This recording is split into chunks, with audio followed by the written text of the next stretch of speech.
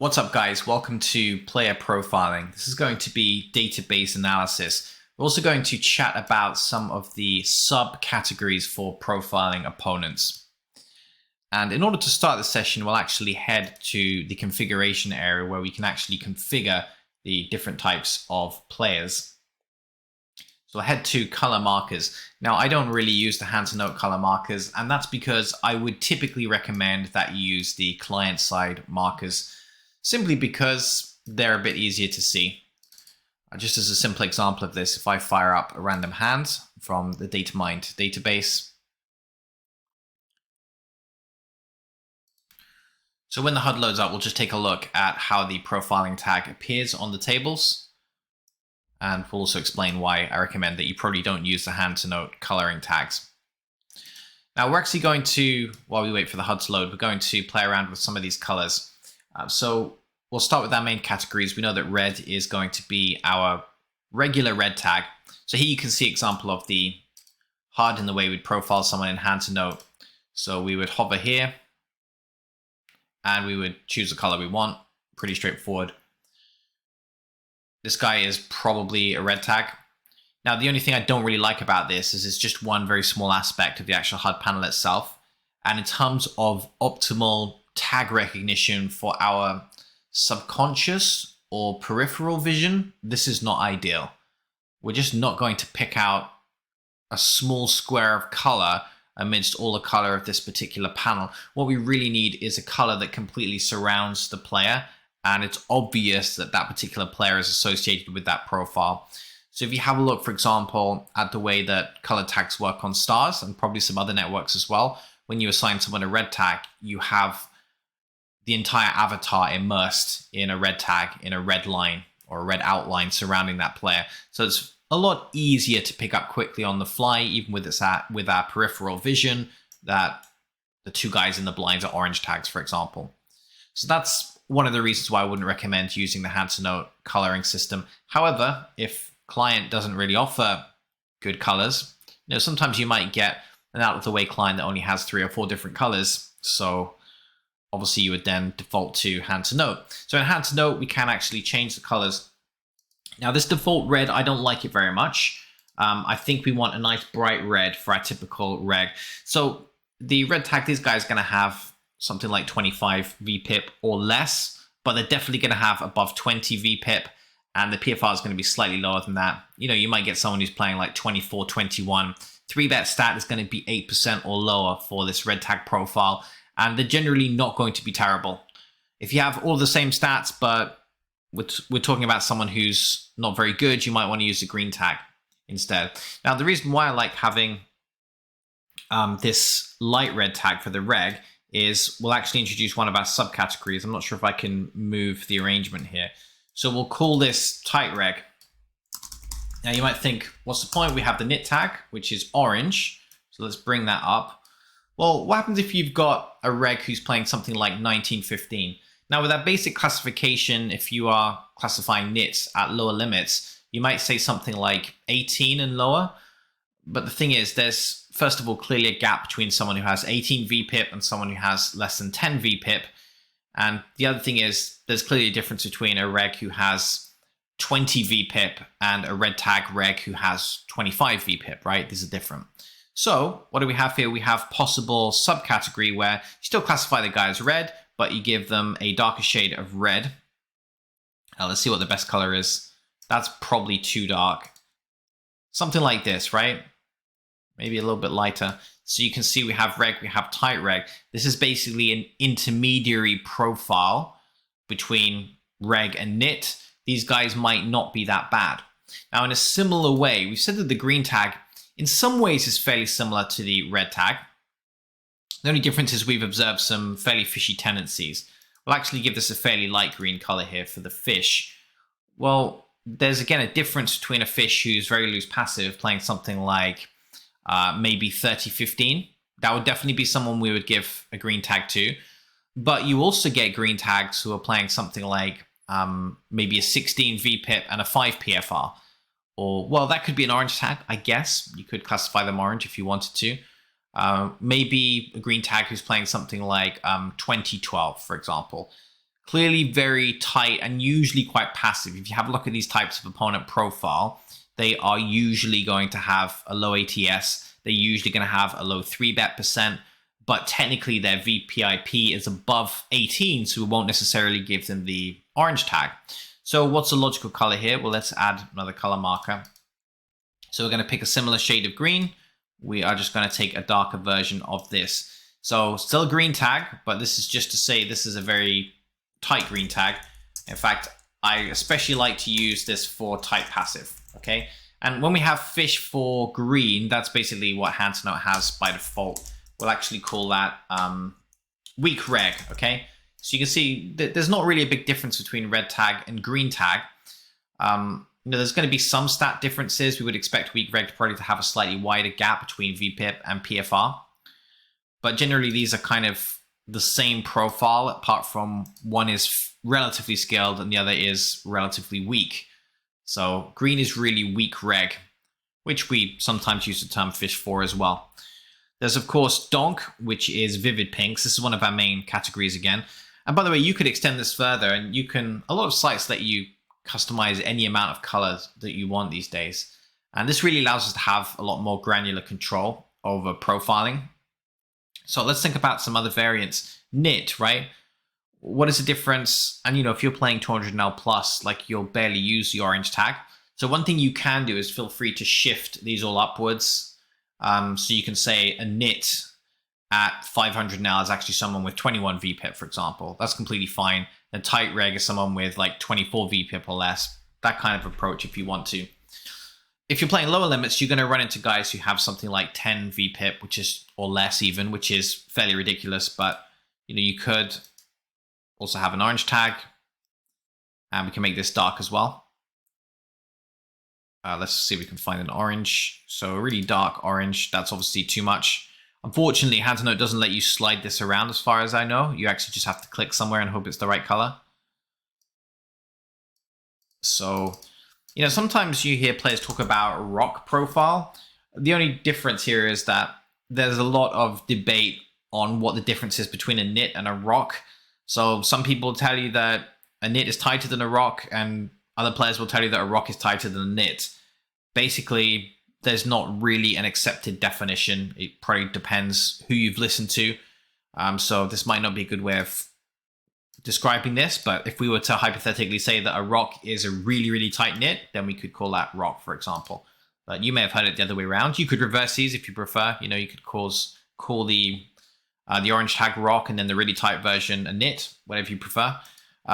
I'll probably call things this way around just so there's like an accepted convention, like a rock is just a ridiculously tight player. Now let's talk a little bit about some of the other profiles. So we've got Donk. These are the guys who generally have very loose VPIPs. We are probably talking maybe 35 VPIP plus. There's usually a fairly big gap between VPIP and PFR, although not always. And one of the things that really sets this profile apart is they're going to have something on the open limp register. So this particular type of profile is going to be open limping pre-flop. Of course, there are going to be different types of pink tag, right? So what happens if we come across someone who's open limping, but is actually fairly tight? They just have something like 25 VPIP. But they open limp a decent amount of the time, so they have a low PFR. Well, what should we do there? I'd probably just give them the dark green tag because that's actually the description of a tight passive player. So I don't really have a dark pink tag or anything. I'll just use tight passive for that. So another way of thinking about this is you may have heard players talk about volatile fish versus tight passive fish. In other words, this is the kind of fish profile who doesn't really get out of line, fairly tight, kind of passive, doesn't really bluff. If he's playing aggressively, he usually has it, which is actually very different from a pink tag. So our pink tag is more of the volatile fish type profile. So these are the kind of guys who show up with a bluff way more often than they should on the river. They're overbet shoving all in with hands that are way too weak to be shoving all in. So we hence use the term volatile. Fish are generally volatile, but a tight passive fish is not volatile, okay? So it's important to differentiate here. We have fish who are very volatile, but we also have fish who are very tight passive. you don't want to be bluff catching really wide against someone you've given a dark green tag to. And in fact, as we kind of progress from pink to weak reg to dark green, we can anticipate less and less bluffing. This profile doesn't really bluff. And in some ways, they're going to be fairly similar to the nit profile in the way that they approach things. They're just going to be a bit looser than the nit profile, but we don't expect a nit to be bluffing on the river that much. We can fold a lot of bluff catches. We don't expect type passive. And, other things that you'll see with this kind of profile are, definitely low PFR, probably fairly large VPIP PFR gap, despite the fact that VPIP's low. Very low ATS, low 3-bet stat as well. So quite a few similar trends to what we see with a nit. They're just slightly looser in terms of VPIP. However, there is one subcategory I would use for Donk, and that is the calling station, which is a light pink tag. So you will find that a lot of volatile pink tags are still capable of folding complete garbage. And especially in certain parts of the game tree, when we have, for example, delayed aggression lines, spots like delayed c-bet, pro-bet turn, stop and go type lines, the fact that our opponent is in a delayed aggression line usually indicates that they're going to have trash at a higher frequency than other parts of the game tree. And pink tags can fold trash. We don't want to be assuming that just because someone is open limping that they don't fold trash on the river. Calling station is a specific subcategory of the pink tag where we've seen them make an incredulous call. So we're kind of talking, we decide to triple barrel bluff, for example, and our opponent calls us with ace high, or he calls us with king high. And it's way too wide in theory. It's clearly way too wide in practice as well. So understand that there's a difference here between, you could, for example, conceivably triple barrel. Let's just imagine it's a single raise heads up pot, or maybe a 3-bet pot. We decide to pull the trigger on a triple barrel in a 3-bet pot, and our opponent calls us down with mid pair, right? Now we might immediately start thinking, okay, that's a calling station, given the pink tag. That's not really a calling station, because if you have a look at solver output, you'll probably find that your opponent is supposed to call that combo with some frequency. It just so happens that it's losing against the actual player pool. Just so happens that it might be losing against us as well, or it could be winning if we're over bluffing in a certain spot. But it's a line that's not very good in practice. But if it's a line that's not very good in practice, but it's a GTO correct call, well, that's not really a calling station. So calling station is someone who's calling even wider than they're supposed to be calling. So we're talking ace high, king high call down, just something that's fairly inconceivable and is just not going to be GTO correct. So that's subcategory for pink is light pink, which, doesn't mean loose or anything. It just means this is calling station subcategory of Donk. Now let's talk about PF aggression. All right. So another way that we can kind of run these, another way of thinking about this is instead of using the term reg, you could kind of use the term tag, right? So the dark red is actually a tight tag. And to use the same kind of analogy or the same kind of language, instead of calling this PF aggression, we can actually refer to this more as a lag. Now, initially this lag, if you think about what lag means in general, because it's a term that we're all probably fairly familiar with. I mean, even beginners, when you're learning about the different types of opponent, you learn about tight aggressive and loose aggressive, right? So what is a lag with the traditional definition? It's someone who's playing a lot of hands, right? Whereas we kind of use it more specifically to mean someone who's 3-betting a lot, right? That's why I refer to this as PF aggression rather than lag. Now, sometimes we get guys who are 3-betting a lot, but they're not actually playing that loose. And this is becoming increasingly common because a lot of guys are cutting out their cold calling range. They're playing 3-bet or fold from a bunch of positions. So they're not really playing that many hands. It's just that when they play a hand, they're 3-betting and they might be using a large 3-bet sizing. So you get these guys who are fairly tight. They might have something like, 23, 24 VPIP. Okay. And, I call that fairly tight because, I'm typically playing with like 30 VPIP, something like that in most games. So we've got these guys who are fairly tight, playing like 23 VPIP. They don't really fit into the category of a lag, because if we define a lag in a 6-max game as someone with a VPIP above 25. All right, so someone's a lag if they have 27 VPIP or 30 VPIP. So if we've got a guy who has 23 VPIP, but is 3-betting 12% of the time because they don't really have the cold calling range, that's a very specific type of opponent.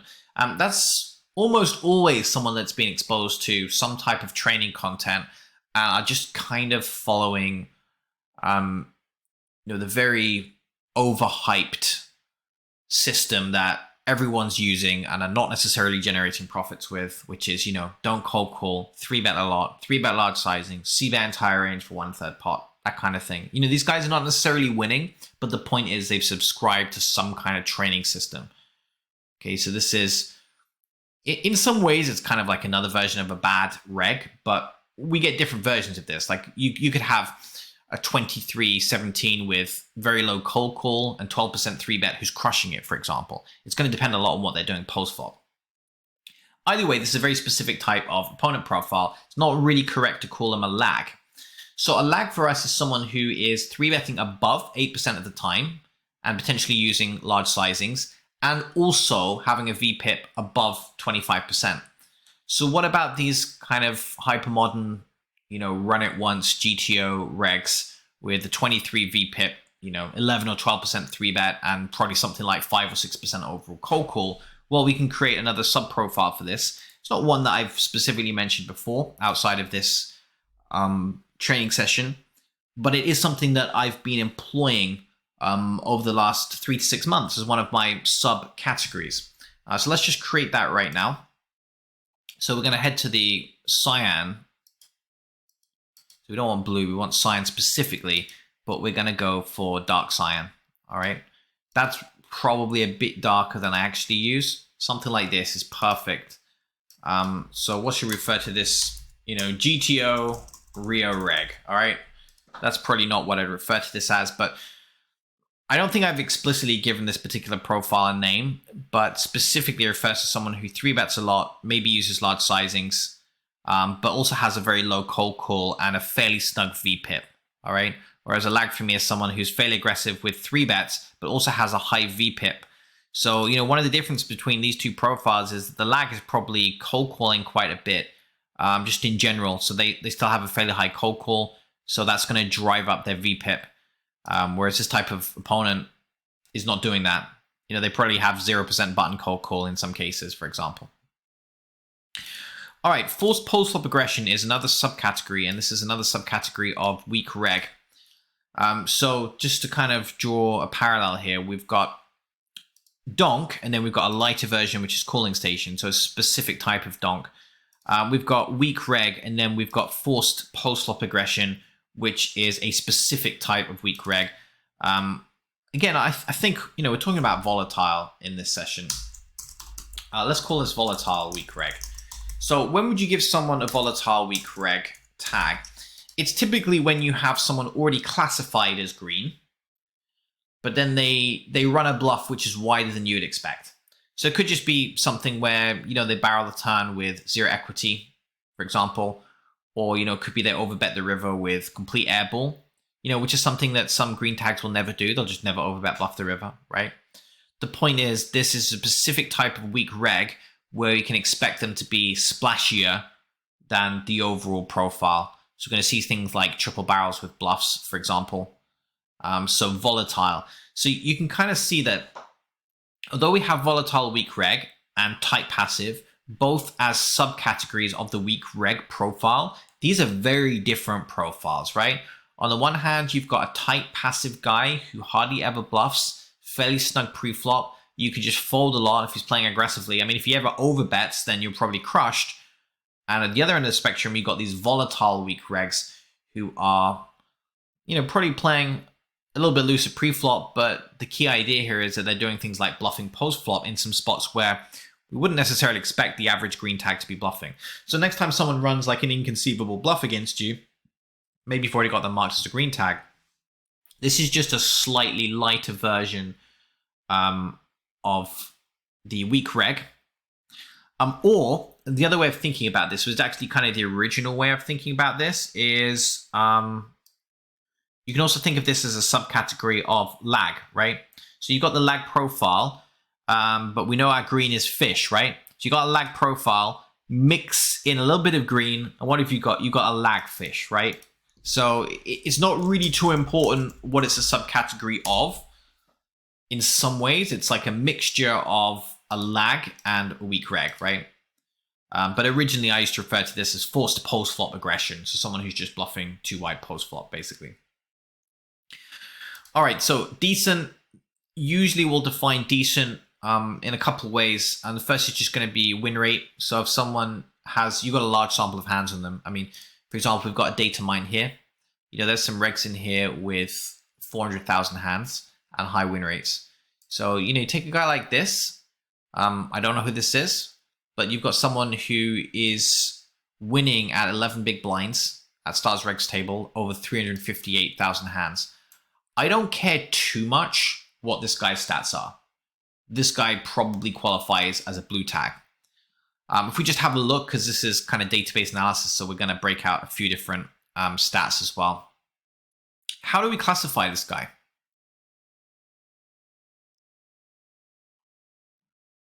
Let me ask you guys, what do you think? If any of you are still paying attention to this, like we've got a list of colors here. We've got this guy, he's a 23-19, 11 cold call, 9.93 bet, 35 ATS. How would you assign a profile to this guy? I mean, assuming that you weren't going to give him blue tag, right? We'll give him blue tag because he's crushing it, but assuming we're not going to give him blue tag, which of the other profiles would you give to this opponent?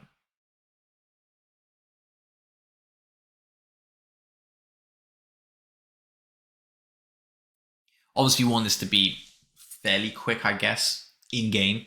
Like this should just be, you don't want to spend more than about 5 seconds thinking about this. And you know, it's probably true to some extent that we're not always going to classify two players the same way.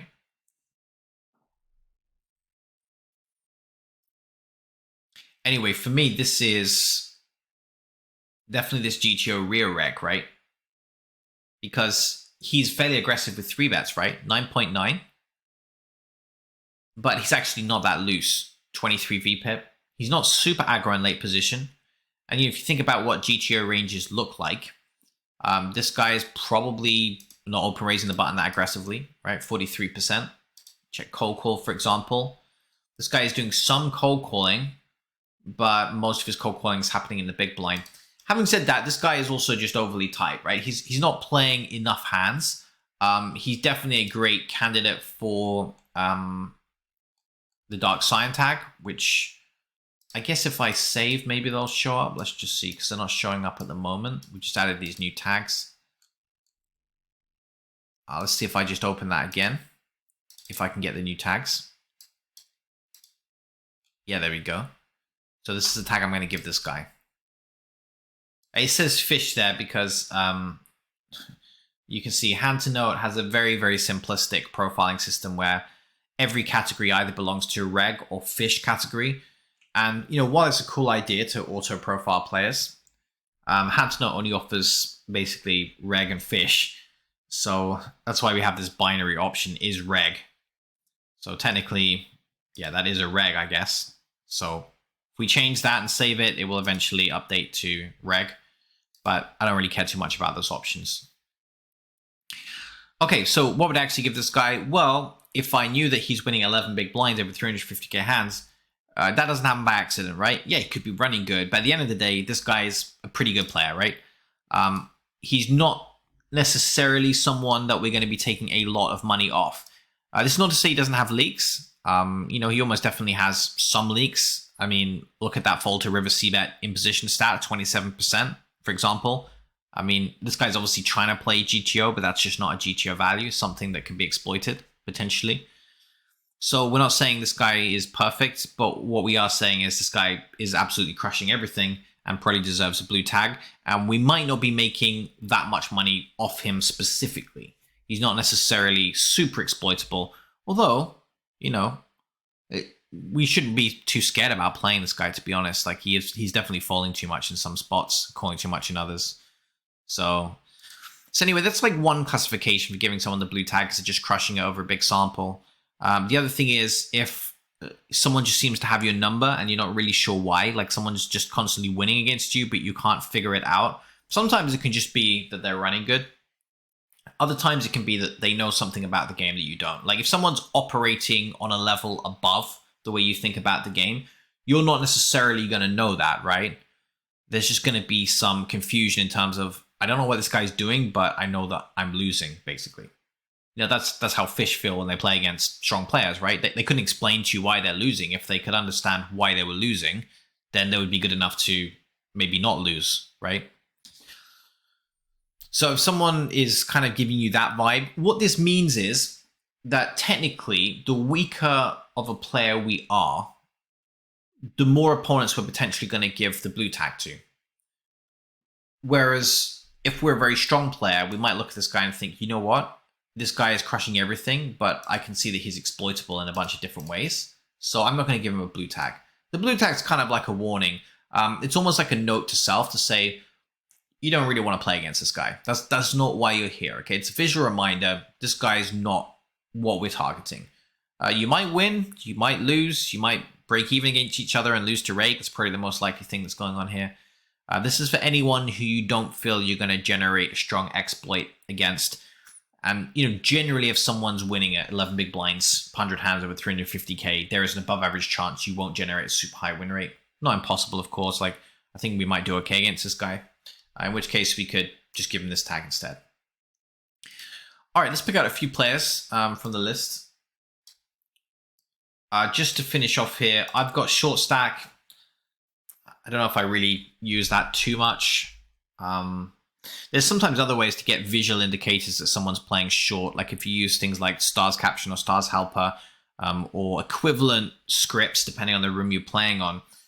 You'll sometimes find that there are ways of auto-coloring a player's stack based on the stack depth. So for example, if a player has less than 40 big blinds, you can code it so that the stack shows up red and in bold, for example. So we're clearly aware that there's someone behind us with a short stack. So any way that you can code a visual indicator like that is going to be good for your overall win rate. You know, the only kind of issue with this profile is that obviously someone could be short at one moment in time, but, you know, 2 orbits later, they might have 300 big blinds in their stack. So this is really specifically for systematic short stack players or professional short stack players, guys who are deliberately buying in at less than a full amount. It doesn't really end up being that important. And yeah, you won't see them as much anymore. It used to be that a short stacker was 20 big blinds. You see them all over the place. But most rooms don't allow you to buy in for 20 big blinds. Some of them set the min buy-in to 40 big blinds. And now a lot of rooms have min buy-in at 50 big blinds. So, you know, back 10 years ago, someone who bought in at 50 big blinds was referred to as a mid-stacker. And they had their own separate strategy. Whereas now in the modern era, someone who buys in at 50 big blinds is now the new short stacker, because at 50 big blinds is the minimum that you can buy in at. Well, now you're a short stacker. So short stacker's kind of 50 big blinds. There are exceptions to this. I mean, if you check out iPoker Network, for example, you'll see that the tables are flooded with short stacks because they allow smaller buy-ins. And, you know, sometimes you find that it's just because fish don't know, right? Imagine you're playing poker for the first time. You know, you're joining 5 cent, 10 cent table. And you sit down. Okay, you've got to buy some chips. So you get a dialog box that pops up. What does a dialog box offer you by default? It says, would you like to buy in with $2? Now, of course, we know that that's not a good buying amount. We'd be like, no thanks, we'll buy them for $10, right? We'll buy them for 100 big blinds because that's what good players do generally. But the recreational player's not going to know that. It can be like, all right, okay, it's offering me buying for $2. I'll just do that, right? So you get guys who are consistently buying in for that amount. But that's still a bit different from a professional short stacker, I guess. That's just a recreational player buying in short.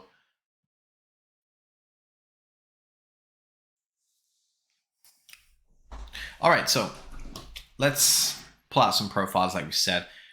I think basically anyone towards the top with a win rate over 5 big blinds is, well, let's just see. We're not going to classify anyone as blue. Let's force ourselves to assign a non-blue tag to these opponents. All right, 2318, 8.1, 11 cold call. So this particular player is probably going to get the red tag. they're not quite aggro enough with pre-flop 3-bets to qualify for the dark cyan tag, the Rio reg. So if we had the exact same profile, but we had 11% 3-bet instead, we'd give the dark cyan color.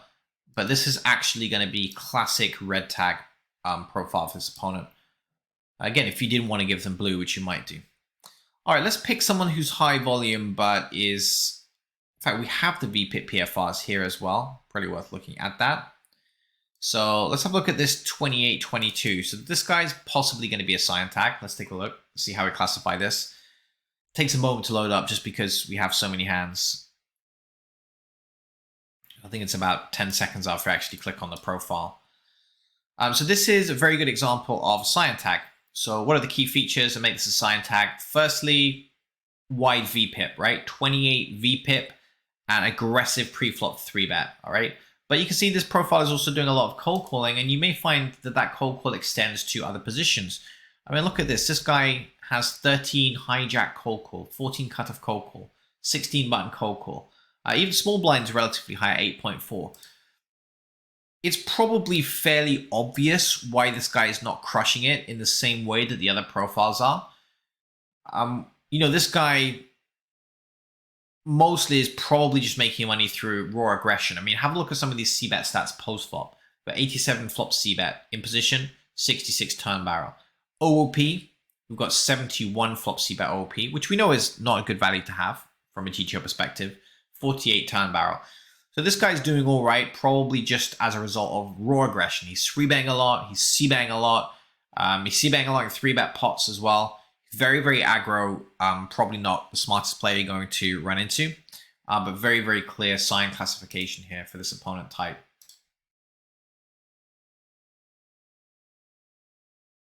All right, let's pick someone with a slightly lower VPIP with a fairly marginal win rate as well. So we've got 275k hands here.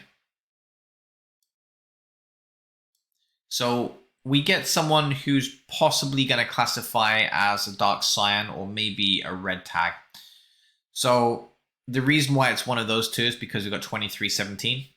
So fairly red tag kind of stats, but slightly above average pre-flop 3-bet. The other thing is this guy's playing fairly aggressively post-flop. And, you know, one of the things that's probably going to lead us towards the dark cyan classification is look at this flop c-bet in position. And what are the chances that most of these are 1/3 c-bets, all right? This is your classic Rio reg, right? Most of the time, just hammering the 1/3 pot button. And if we have a look at 3-bet pots, we've got 91 flop c-bet and 3-bet pots. Let's look at the distribution. I mean, to give this guy credit, he does use different sizings. But he's c-betting way too much given that he's using some of the larger sizings generally. So he's not, to be fair on him, he's not hammering 1/3 pot with entire range or anything like that. But I think this guy's going to get the dark cyan profile as well. So you can see fairly useful profile in the modern game.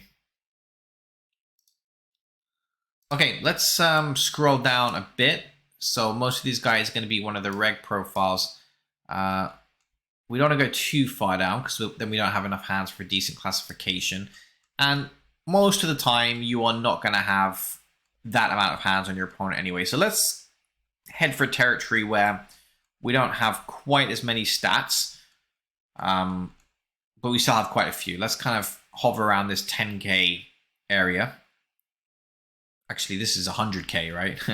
So you're pretty still going to have 100k. There's just so many hands here if I go down too far.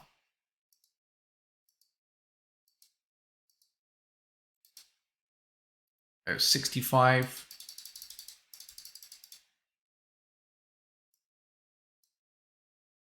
Right, here we go, somewhere around the 10k region. So I'm going to pick a few players at random from here, and we're going to assign a profile. Well, I say random. Let me deliberately pick guys who I think are going to result in a wider array of different profiles. This guy's 38.9. All right, so fairly instant classification for this guy. We should recognize this as being our classic pink tag here. We don't have enough information to know if he's a calling station or not. So obviously, if you see him call too wide, you could end up with the light pink tag. And he's he's definitely too loose to be anything else. Like we don't want to give him like volatile fish or anything like that. You know, the greeny sign color, we don't want to sign that. The key thing that puts this player into the open limp category is into the pink tag category is the open limp stat at 25% and the fairly wide VPIP at 37. But you can see this guy's probably fairly passive. He's got 9.1 overall PFR. So, you know, an interesting question might be whether this guy is going to be bluffing as much as the other pink tag profiles post-flop. It's going to be difficult to say with this sample. So that's something to watch out for. But in terms of face value, we'll give this guy a pink tag. If he turns out to be like really, really passive, we might actually give him the tight passive tag, the dark green tag. But the thing is, he's too loose in terms of VPIP to get a tight passive because he's not tight, basically. He's very loose. He's just not, you know, he's more of a loose passive, really.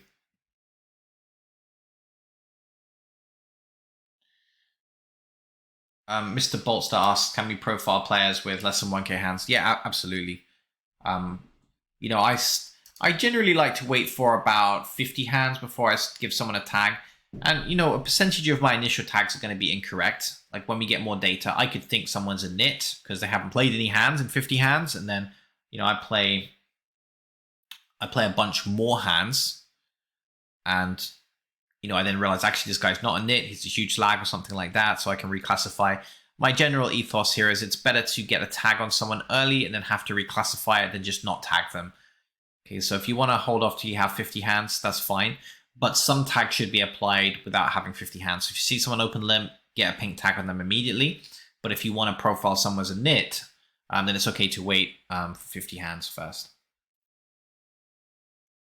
Frost says, isn't loose passive basically a rock?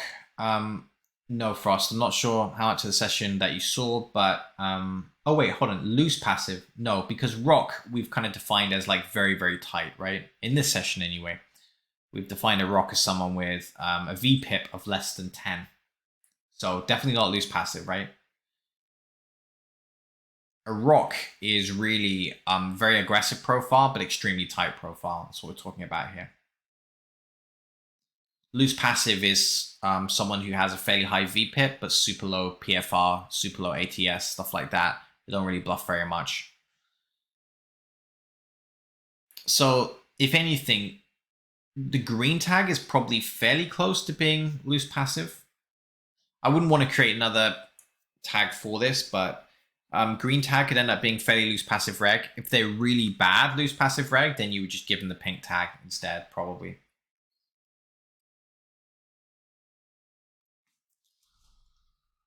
So, you know, you could, you know, I suppose if you really wanted to, let's just experiment with a new profile. Just for a bit of fun. I've never used this profile, but, you know, hypothetically, what if we had a slightly darker pink color, right? So we have Donk, and then we have... Or you could do this the other way around and have... You could assume that Donk is fairly loose passive by default, and then have a special mark of Volatile. Or you could have, you know, passive Donk like this, for example. Anyway, I'm not sure if we need that category yet, so we'll just pass on from that right now.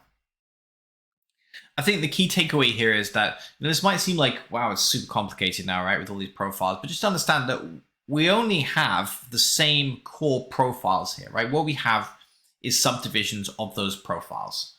So we don't have a rock profile. This is just a subcategory of nit, right? Probably don't even need that in most games, but you get the idea. This is just slightly changing the color of different profiles based on a specific attribute, which allows us to be more eloquent with the way that we assign color tags. They intuitively carry more meaning as a result. Okay, let's pull up some other tags. This guy looks very loose. Let's see what he's about. So we know straight away this guy must be fairly bad. He doesn't open limp that much, but his cold call is way too wide. He has 4% 3-bet, 35-21. Yeah, so interestingly, we come across someone who kind of exists a little bit between the lines here. This is not like a typical profile that you run into. But this is basically fairly loose passive, I would say. Like most of the time defending by calling.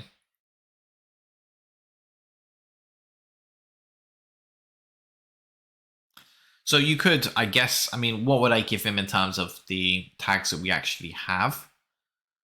I would probably be tempted to give this guy a pink tag. Most of the pink tags have some kind of register on the open limp, and this guy doesn't. The only other way that we could classify this guy is as a green, but he almost seems too loose to be given a green tag. He's not a weak regular, right? This guy is definitely a donk. One thing we're kind of interested is, how much does he actually bluff the river, for example?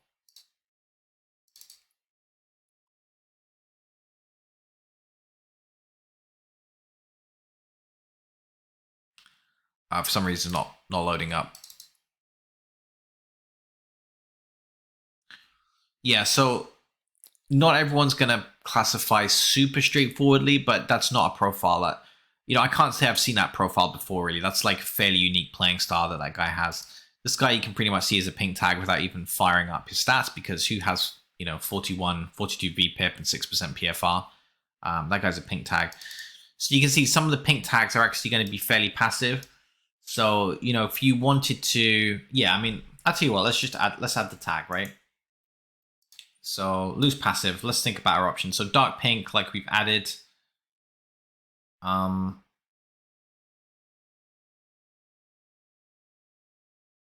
just wondering if we can code it green somehow. And it's not really a good color. There's a cross between green and pink. So until we have a better idea, then let's add a dark pink. By the way, note I have a special tag for bot as well, so that obviously applies to certain player pools. Ideally, you won't have any bots, but you're going to occasionally stumble across a bot ring, and it's nice to have a color specifically for that. So we will call this loose passive, all right? So I guess generally loose passives are worse than tight passives anyway, so it probably makes sense. This is kind of like a subcategory of pink because, tight passive are bad, but they are tight enough that they're not going to be hemorrhaging money at the same rate that a loose passive might be. So you would kind of use this tag here, for example, if you got the impression that this guy is a pink tag, but he's not really ever bluffing, you'd probably like pink tag. Like the way you exploit these guys is by value betting a lot. They're probably not going to fold very much. Then again, you could say, well, loose passives isn't that similar to calling station. So very often you might see some crossover between these two profiles. Anyway, let's work with what we've got for now. Right, let's see if we can pull out someone who is overly tight. Here we go. This guy is even winning over 9.5k hands. It doesn't mean he's a winning player. So the question is, how do we classify this guy? Well, you could give him an orange tag, and I would say it depends on the context, right? If you found this guy at 500 NAL, you'd probably give him an orange tag, nit, right? If you find this guy at 10 NAL, you might not want to give him an orange tag. This could be a good candidate for the dark red. All right, he's not terrible. He's probably 3-betting a fairly good range. His cold calling ranges are probably positionally aware. He's just playing too tight, right? That's how he's generating an edge here. He's not a great player, but he's probably also aware of the fact he's not a great player. And the way he's generating an edge is just by playing an overly tight range. So he's waking up with the goods more often than he's supposed to. You can see he's clearly playing some kind of strategy, right? He's not just playing his cards. And we know that from the c-bet. He's got 96 flop c-bet. Again, like, what are the chances this is like entire range, 1/3 pot with like no sizing up? Yeah, there we go. Entire range, 1/3 pot. All right. This guy doesn't really know what he's doing, but if you think about it for long enough, you might decide that he knows he doesn't really know what he's doing, and he's just trying to follow some kind of simple system and maybe take a few bucks off the tables just by playing overly tight. So, are you going to get big payouts from this guy? I mean, he's probably not going to pay you out too wide in too many spots. That's just not the way he approaches the game. I mean, you can, another way of thinking about the population is you can very broadly categorize them into risk averse and non-risk averse. So everyone usually finds themselves on one side of the fence. Like everyone usually has one bias or the other. Most players fall into the camp of being risk averse. So that's probably like 80% are guys who don't like to risk money on a big bluff. They don't like to make a really wide call on a bluff catch. Psychologically they just don't like calling a lot of money and losing. Whereas about 20% of the pool are the other way around, which is they're more concerned about being bluffed off the best hand, right? Like if I face a large bet in the river, because I'm definitely more in the first category. If I face a large bet in the river, my concern is calling and it not being plus EV and just seeing a good hand too often, right? Whereas if you take someone from the other 20% of the pool, then that's the kind of guy who they're concerned that they're being bluffed. So they would almost rather make a minus EV bluff catch just to make sure that they're not being bluffed. That is a smaller percentage, but these guys are generally the opposite. They like to risk money. There's something else that drives them. This guy's clearly very risk averse. He doesn't like to risk money, otherwise he'd be playing looser. So dark red makes sense in this case. Also says, is it advisable to tag a dozen similar players and run range research on that tag? I've never really used that. I would generally prefer to have a large database and try and target that with an expression string. It's just the way that I would prefer to do things, because technically it's more efficient, right? We're making use of a script. We are harnessing the power of the software that we're using to automatically pull players through. And technically we're going to pull through some players who maybe don't quite fit the profile. But we also get so many results pulled through automatically by the script that those rough edges get smoothed over. We still get very good result. I think tagging players individually, it's just going to be a lot of extra work, and you might not have the sample size for it to be worthwhile. So I wouldn't normally approach it that way, although you can try it that way if you want to. If you have trouble with expression strings, like you mentioned, best thing to do is just learn how to actually write expression strings. There's fairly okay documentation on Hand to Note page on how to work with expression strings. They can be a bit tricky though, but it's well worth it in my opinion. The only time I will tag a specific group of players and run range research on that specific group of players is when I have suspicion that they are associated with some kind of borrowing. So something we did with one of the Jedi Poker CFP members a while back is, we found a whole bunch of guys who were overbet bluff, overbet river, as a 2-barrel line, overbet turn, overbet river as a bluff. And, we found quite a few guys who were showing up with like 40 to 50% bluff to value ratio with that overbet sizing. Like they were over bluffing basically. And we saw there was a few guys doing that. So what did we do? We gave a color tag to everyone who fit that specific profile, who were following that specific strategy. Then we were able to run a database analysis or range research on that group of players, because we knew that they were all playing from the same school potentially. So it made sense to do it in that case because it's a very unique subset of the player pool. But in terms of general analysis of different player types, I wouldn't try and do this manually. Like the size of the problem is just large enough that it's not worthwhile. I mean, you've got, 100, 200 players in each limit Zoom pool at any given time, or probably more in the reg table pool.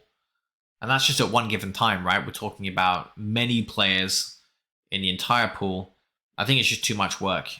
Better to invest that time learning to write expression strings in Hand to Note. All right, let's pick out one more. If you guys have got any questions, now would be a good time to let me know in the chat, because we're going to wrap things up pretty soon. So this guy is very likely an orange tag here, 1812. So if it's 18 VPIP or lower, feel free to just go ahead and classify orange. I think for dark orange, you probably want it to be a bit tighter than this. So fairly straightforward orange tag there. I'm being somewhat random with this, but not fully random. This guy looks very loose passive, right? So what do we give this guy?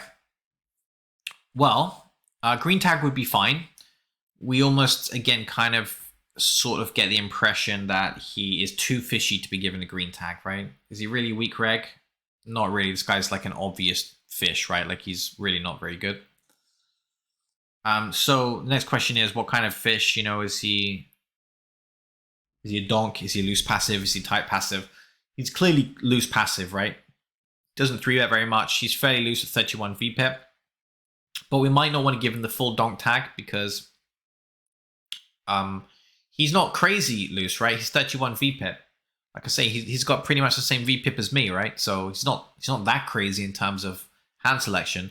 He's just very passive and doing some open limping. But, you get pink tags with like 15-20% open limp, right? This guy's got 4% open limp.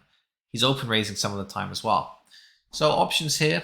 It depends on which subcategories you're using. If you are just using the main categories, which is okay, you give this guy a pink tag. Main facets are making him pink tags, 4% open limp, and the fairly wide VPIP. But this is obviously a risk-averse pink tag, right? We have risk-averse pink tags, and we have pink tags who like to gamble, right? We've got volatile pink tags. So if we wanted to specify this guy specifically, one of the risk-averse pink tags, so, probably a lot of our win rate is going to come from playing aggressively rather than calling big bets from this profile because he doesn't seem like he likes to gamble that much. We could assign the loose passive. It's not an option here at the moment because I haven't saved and reopened.